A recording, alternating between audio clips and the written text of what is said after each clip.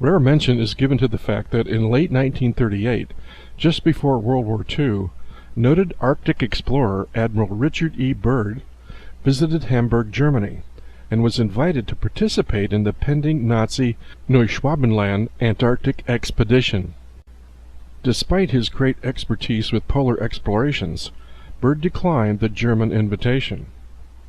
But just the same, on December 17, 1938, the new Swabia expedition departed Hamburg for Antarctica aboard the Schwabenland, a freighter refitted for carrying catapult aircraft. The expedition had 33 members, plus the Schwabenland's crew of 24. By January 1939, the ship arrived in Antarctic waters and began charting an area already claimed by Norway in 1938 as Queen Maud's Land. In the following weeks, 15 flights were made by the ship's two Dornier seaplanes over an area reported to be about 600,000 square kilometers. To assert Germany's claim to the Norwegian territory, 3 German flags were placed along the coast and 13 more were airdropped further inland. These markers were 5-foot-tall iron poles topped with swastikas, and thus the territory was renamed by Germany Neuschwabenland. It was rumored that the Nazis had plans to use Antarctica for advanced weapons testing, flight experiments, and even as a possible refuge should the European war not go as planned. These projects had been discussed in German newspapers of the time, promoting the Third Reich's 4-year plan to colonize New Schwabenland. This 1939 Nazi expedition discovered several ice-free, thermal-heated inland lakes, as well as vast coal and mineral deposits, an extraordinary discovery that inspired Heinrich Himmler to actually initiate plans for building a permanent base in Antarctica, a base codenamed Station 211. In secrecy, German U-boats began regular missions to the icy Antarctic shores. Eventually, senior naval commander Admiral Karl Dönitz let slip a strange phrase: "My submarines have found a true paradise on Earth." And by 1943, Admiral Dönitz further boasted, "The German submarine fleet is proud of having built for the Führer in another part of the world a Shangri-La on land, an impregnable fortress."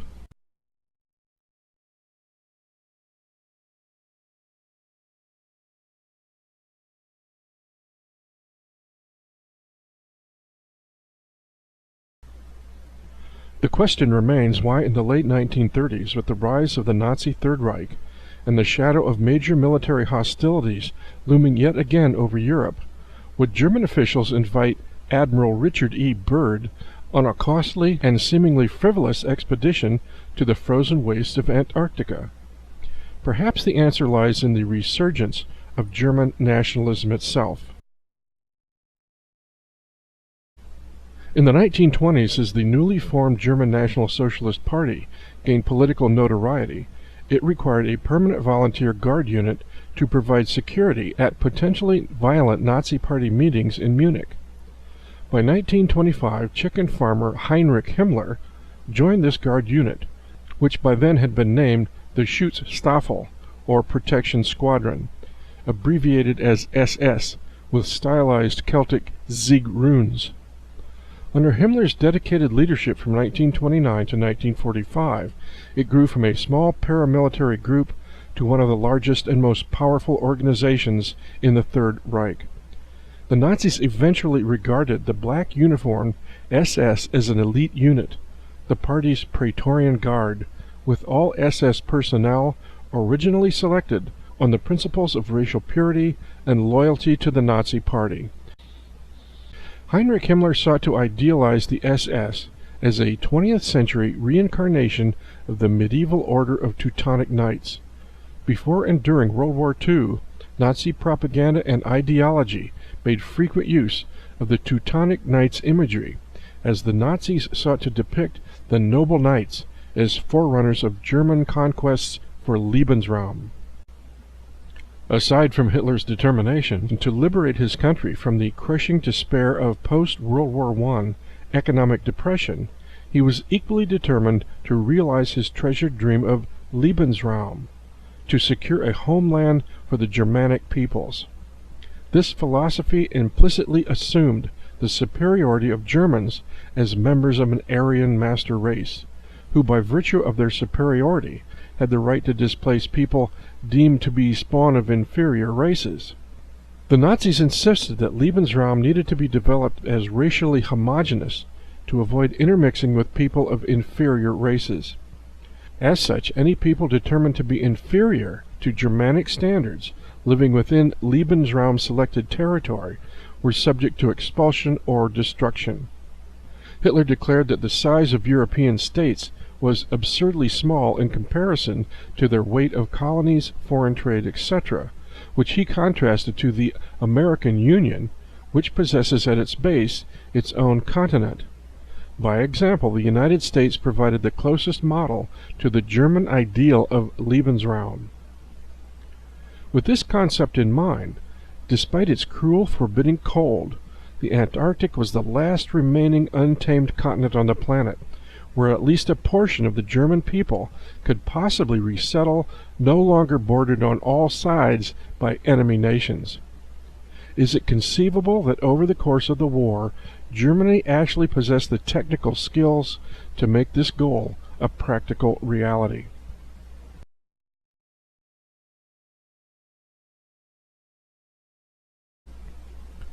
But aside from the potential wealth of untapped natural resources, perhaps there was an ever more valuable occult treasure luring Nazis to the South Pole's land of everlasting mystery as well.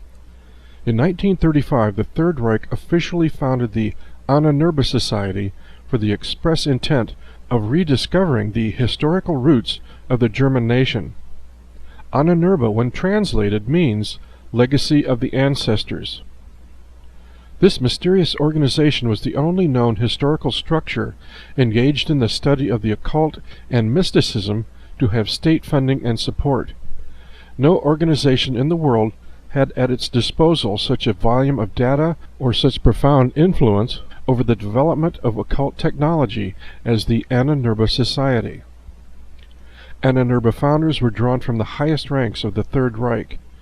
Research into occult knowledge and paranormal phenomena by the Ahnenerbe received blessings from SS Reichsfuhrer Heinrich Himmler, who not only promoted such research on his own initiative, but also with instructions from Adolf Hitler. Astrologer Wilhelm Wolff in 1939 described the ultimate goal of Ahnenerbe research was to harness not only natural but also supernatural forces. All intellectual, natural, and supernatural sources of power, from modern technology to medieval black magic, and from the teachings of Pythagoras to the Faustian pentagram incantation, were to be exploited for the interest of final victory. Concurrent with the new Schwabenland expedition of 1938, the Nazis launched expeditions to Tibet as well, where they allegedly gained access to secret cave systems that had not been seen for centuries. Within these caves, the Nazis claimed discovery of secret ancient texts from pre-flood times or even from Atlantis. Texts supposedly detailing where the opening to the hollow earth could be found, and also where Hitler believed that a technologically advanced Aryan race dwelling within might be recruited to help Germany win the war. As well, this research revealed that the landmass hidden beneath the ice shelf of Antarctica was also a remnant of the lost Atlantean continent. The Tibetans believed the arrival of the Nazis fulfilled their own prophecies that a new age of enlightenment was at hand.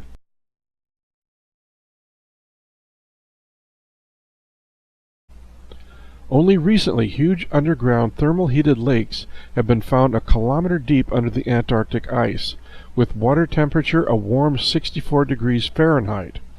Above the surface of these lakes are huge natural dome-like vaults filled with warm air.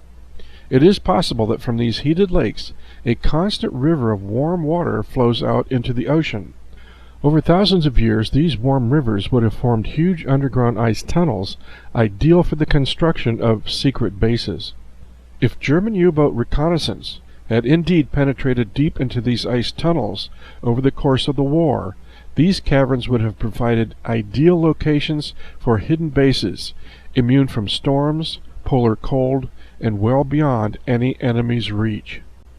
And even at the Nuremberg war trials, Nazi naval commander Karl Dönitz insisted that his U-boats had located an invulnerable fortress, a paradise-like oasis in the middle of eternal ice.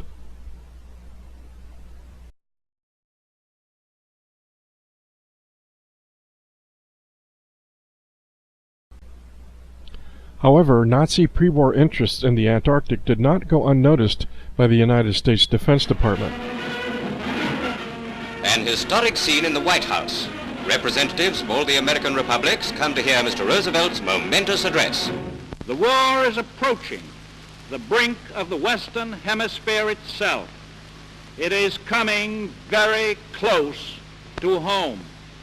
No spurious argument, no appeal to sentiment, no false pledges like those given by Hitler at Munich can deceive the American people into believing that he and his Axis partners would not, with Britain defeated, close in relentlessly on this hemisphere of ours. On Saturday, July 8, 1939, Americans across the country opened their New York Times newspaper to a front-page story declaring, "President directs speed on bird trip." President Roosevelt moved today to prevent possible extension of Germany's claims to Antarctic areas into the Western Hemisphere by directing Rear Admiral Richard E. Byrd to leave in October to territory within the sphere of influence of the Monroe Doctrine. It is apparent that this government was prepared to take the position, if necessary, that any attempts by foreign powers to establish bases west of the 180th meridian in the Antarctic would be considered an unfriendly act. If the $340,000 appropriated by Congress for the expedition permitted, Admiral Byrd said he would outfit 3 ships. His own ship would be the Bear of Oakland, which is undergoing a careful inspection at Boston. He said he would lend it to the government after a new engine had been installed. Obviously, Nazi territorial claims of Neuschwabenland foreshadowed a potential confrontation between America and Germany as early as 1939. However, in retrospect, we find that though the German presence in the Land of Everlasting Mystery was the official reason for Admiral Byrd's hurry-up expedition, Admiral Byrd and those under his command allegedly made no attempt to observe what the German expedition was up to. But a small follow-up article hidden away on a back page of the November 30th, 1939 issue of the New York Times revealed, "Secret orders taken by Byrd on polar trip." Rear Admiral Richard E. Byrd joined the vanguard of his South Pole expedition at the Panama Canal today with confidential orders from the White House. Officials say the orders were a State Department secret. Even the existence of the orders, authorities said, had been kept secret. Admiral Byrd received them, informants say, on a hurried trip to Washington last week before departing for Panama. Is it possible that these secret orders contain the real reason for Admiral Byrd's expedition? were secret aspects of both the German and American expeditions to Antarctica carefully withheld from public scrutiny. In 1939, where the Americans and Germans engaged in an occult race to be the first to gain entrance and explore the fabled lands beyond the pole, legendary lands inside our Earth. A competition not unlike the space race between America and Russia, which followed several decades later.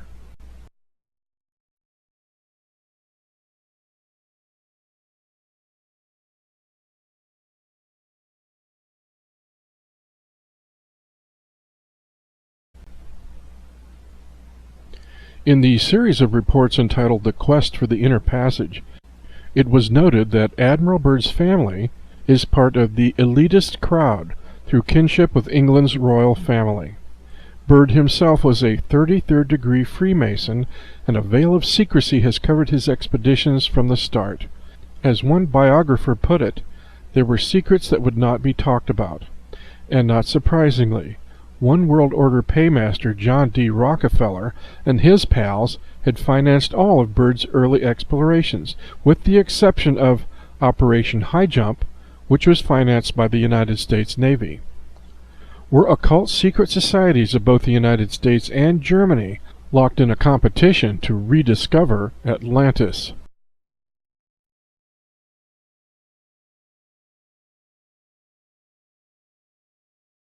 In 1928, Byrd and his pilot, Bernd Balken, had dropped Masonic flags on both poles. Balken also added his shrine Fez. In the Antarctic expedition of 1933, 60 of its 82 members were Freemasons, and on February 5, 1935, Byrd established the first Antarctic Lodge, number 777, of the New Zealand Constitution.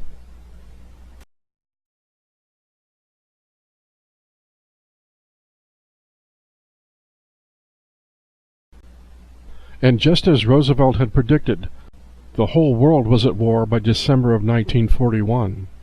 Yet despite Hitler's astounding military success in conquering virtually all of Europe, Allied forces rallied together in a desperate 4-year conflict that ultimately served a crushing defeat to his German Reich. As of May 8, 1945, the defeated German military had surrendered, but had Hitler's Third Reich actually surrendered as well? And moreover, was the war with Germany truly over? Or had it simply completed the opening phase of a much larger covert operation? Even before the German surrender in 1945, a Nazi long-range comeback plan to regain power after the war revolved around using their friends and fascist sympathizers in other countries, particularly the United States, to do their bidding while rebuilding Germany. War researcher Henry Stevens, in his book Dark Star, reveals Operation Avalon, a plan for the survival of the Reich that was in the works as early as 1944. Such Nazi elite as Albert Speer, General Hans Kammler, and Martin Bormann had allegedly collaborated on a plan to covertly evacuate vast sums of money, advanced technologies, scientists, and technicians out of Europe before Germany was forced to capitulate.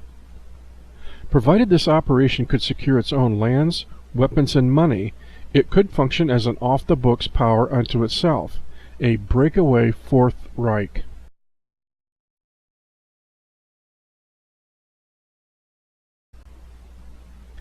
Over the course of the war, the Nazi SS had already evolved into an autonomous state unto itself within the Third Reich. Armed with an astounding array of military wonder weapons, supersonic jet aircraft, flying wings, cruise missiles, ballistic missiles, and allegedly flying saucers, all technologies unmatched by Allied defenses. As well, construction of a top-secret device called Die Glocke, the Bell, was underway at a hidden complex in Poland. Rumors claim that once activated, this device could levitate, but considering Hitler's desperate demands for an apocalyptic wonder weapon to annihilate Germany's enemies, it seems more likely that, rather than an exotic flying machine, it was intended as a plasma weapon, infinitely more destructive than even a hydrogen bomb.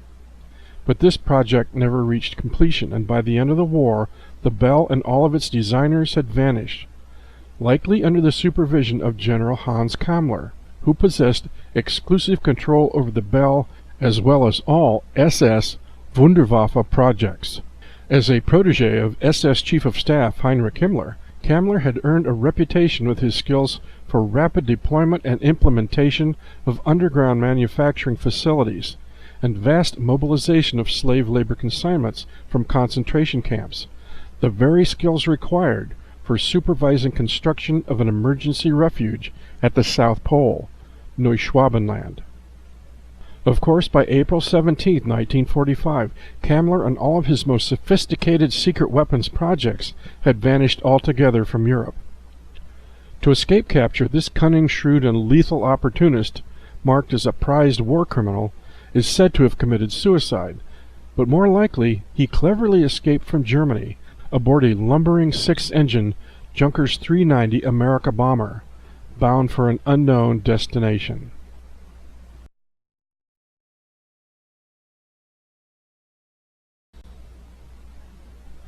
Sir Roy Fedden, leader of a technical mission to Germany for the British Ministry of Aircraft Production, stated, "I have seen enough of their designs and production plans to realize that if they had managed to prolong the war some months longer, we would have been confronted with a set of entirely new and deadly developments in air warfare."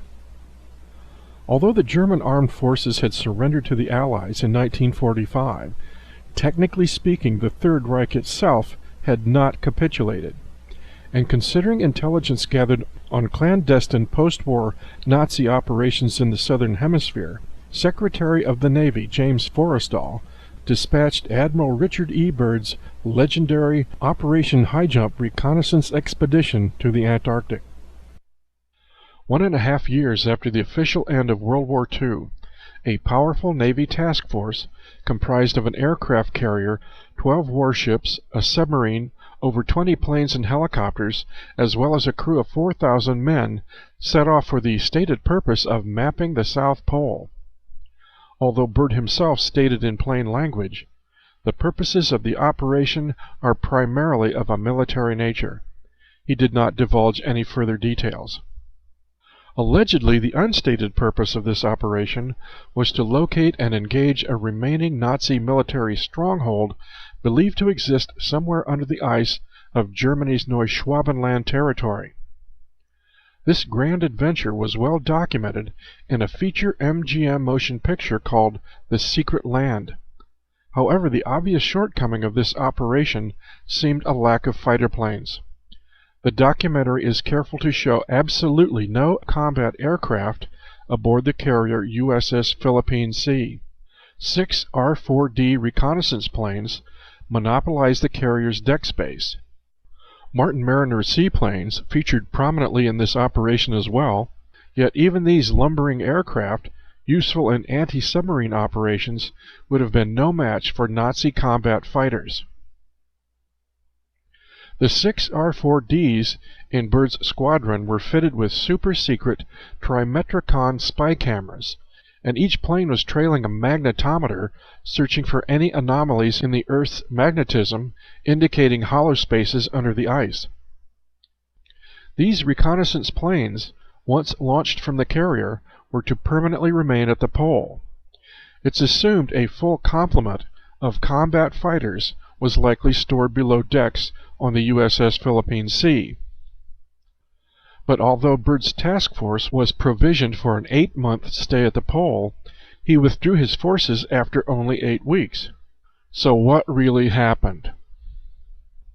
Upon his return, Byrd allegedly told the members of a special congressional investigating committee, "In case of a new war, the United States would be attacked by fighters that are able to fly from one pole to the other with incredible speed." Lee Van Atta, the El Mercurio newspaper correspondent from Santiago, Chile, who was allowed to accompany the expedition, wrote, "Admiral Byrd declared today that it was imperative for the United States to initiate immediate defense measures against hostile airplanes originating from polar regions." As well, recently released Russian documentary the Third Reich Operation UFO shares the alleged account of an eyewitness to an enemy attack. Pilot John Sayerson, who claimed his ship, the escort carrier USS Casablanca, was also part of Byrd's task force, and that Navy Corsair fighters actually engaged strange saucer craft attacking the ships. However, official Navy records fail to list the Casablanca as part of Byrd's task force. So, was this account a fabrication, or were Navy files doctored? Sayerson's account actually contains a measure of logic, considering any naval operation of that size would not chance exposure to hostile forces without adequate air defense. Full details of what occurred with Byrd's expedition remain shrouded in mystery. After extensive debriefing at the Pentagon, Byrd was ordered to keep silent about his experiences at the South Pole. The full truth of Operation High Jump remains classified. Yet one persistent enigma remains. Admiral Byrd's famous diary claims that on his last flight over the pole, his plane was hijacked by flying saucers, and for 3 hours he was sequestered into the hollow earth by mysterious German-speaking Nordics, a tale dismissed as pure fantasy by most researchers. However, the Secret Land documentary, while it makes no mention whatever of Nazis at the South Pole, does verify that Byrd's last flight over the pole was in fact delayed for 3 hours due to engine trouble. Fact or fiction? We may never know.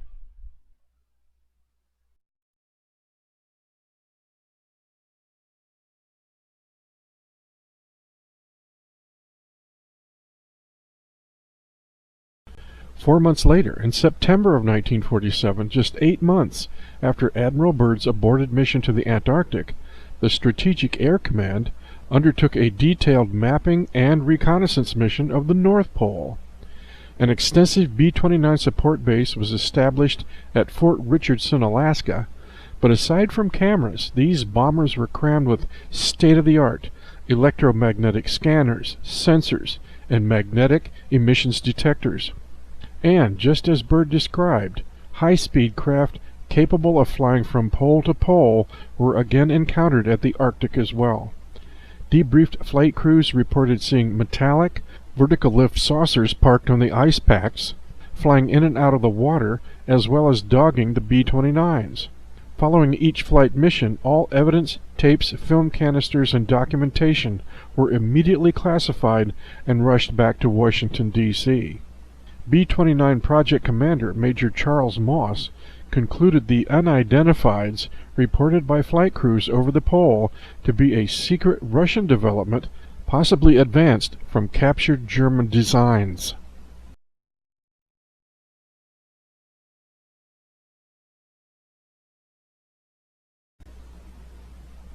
Upon returning to the United States after Operation High Jump, Admiral Byrd was hospitalized and sequestered from speaking any more to the press. But yet again in March 1955, he was placed in charge of another Navy Antarctic expedition called Operation Deep Freeze. This was Byrd's last trip to Antarctica and marked the beginning of a permanent U.S. military presence at the South Pole. Byrd spent only 1 week in the Antarctic and returned to the United States in February of 1956. And a year later, on March 11, 1957, Admiral Richard E. Byrd died in his sleep of a heart ailment at his Brimmer Street home in Boston. He was honored with burial in Arlington National Cemetery, yet some question whether his death was truly the result of natural causes. In August 1958, as a continuation of Operation Deep Freeze, the USS Norton Sound, while in Antarctic waters, launched 3 rockets armed with low-yield atomic bombs, which were detonated high over the pole for Project Argus, a classified operation with the stated purpose of studying the Earth's magnetic field. Reportedly, this research contributed to the discovery of the Van Allen radiation belts. But just what the true purpose of Operation Deep Freeze was remains a mystery, and although the nuclear detonations over the pole may have been an attempt to disrupt covert Nazi operations under the ice with an electromagnetic pulse, there is no record of Nazi retaliation against this 1958 Navy operation.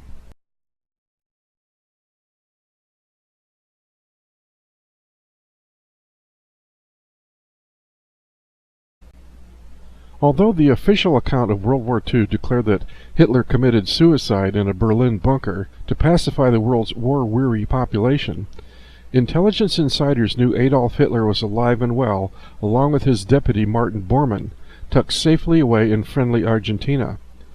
In fact, President Juan Perón was most cordial to survivors of the Reich, providing them an area of Rio Negro province, roughly the size of Massachusetts, for resettlement. San Carlos Bariloche, a city in that province which bears all the charm of the Bavarian Alps, is populated by Germans. Lebensraum, for at least a portion of the survivors of the Reich. And from Argentina it was Martin Bormann who inherited the power over the Reich, and that power was wealth. Vast amounts of plundered gold and other financial assets, enough to still wield significant, covert international influence. Over time, evidence of this invisible Nazi influence would begin to surface. Of course, thanks to President Harry Truman's Project Paperclip, Nazi spy master Major General Reinhard Gehlen and his entire staff were installed into the United States Central Intelligence Agency. As well, Nazi rocket design genius Werner von Braun and his entire engineering staff were repatriated into service for the National Aeronautics and Space Administration. Essentially, thanks to President Truman's capitulation, the Third Reich had successfully invaded and conquered the United States government without firing a shot.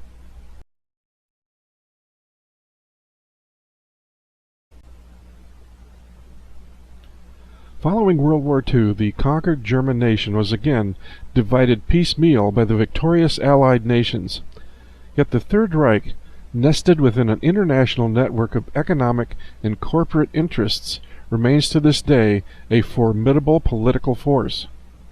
With discrete influence over international banking and corporate aerospace industries combined with national intelligence agencies, one wonders just how far Nazi secret technologies have been advanced over all the years since Admiral Byrd's retreat from Neuschwabenland in 1947. Today, rumors abound that a fully operational secret space fleet has been deployed into our solar system. But under which flag does this fleet sail? The Stars and Stripes or swastikas?